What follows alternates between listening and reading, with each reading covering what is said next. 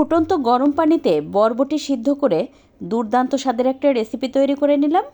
আর শুধুমাত্র এই একটা রেসিপি দিয়ে 1 প্লেট ভাত খাওয়া কোনো ব্যাপারই না।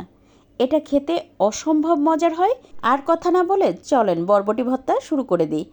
চুলায় একটা প্যানে বেশ খানিকটা পরিমাণ পানি খুব ভালোভাবে ফুটিয়ে নিয়ে তার মধ্যে আস্ত বরবটিটা দিয়ে দেব। আর বরবটিটা আমি বেশ ভালোভাবে ধুয়ে পরিষ্কার করে নিয়েছিলাম, আর আগা মাথা দুই অংশ কিন্তু কেটে ফেলে দিয়েছি।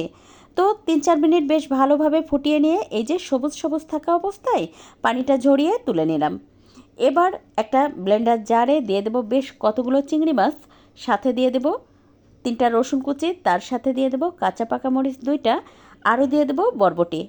আচ্ছা, এখানে কিন্তু চিংড়ি মাছটা আমি আগে থেকে লবণ হলুদ দিয়ে একটুখানি সিদ্ধ করে নিয়ে তারপর উপরের যে খোলসটা ছিল সেটা তুলে ফেলে দিয়েছি।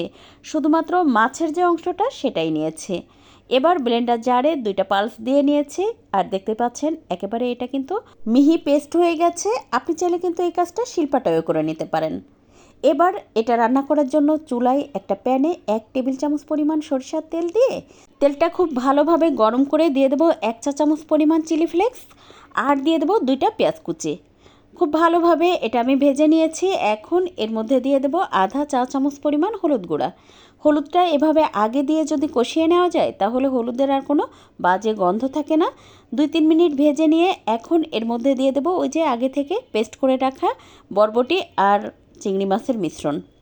3-4 মিনিট ভেজে নিয়েছি। এখন এর মধ্যে দিয়ে দেবো স্বাদমতো লবণ।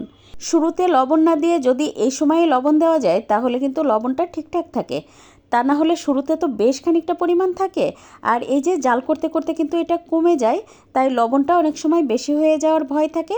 তাই কিন্তু একটু যখন এটা কমে আসবে তখনই লবণটা দিয়ে দিবেন।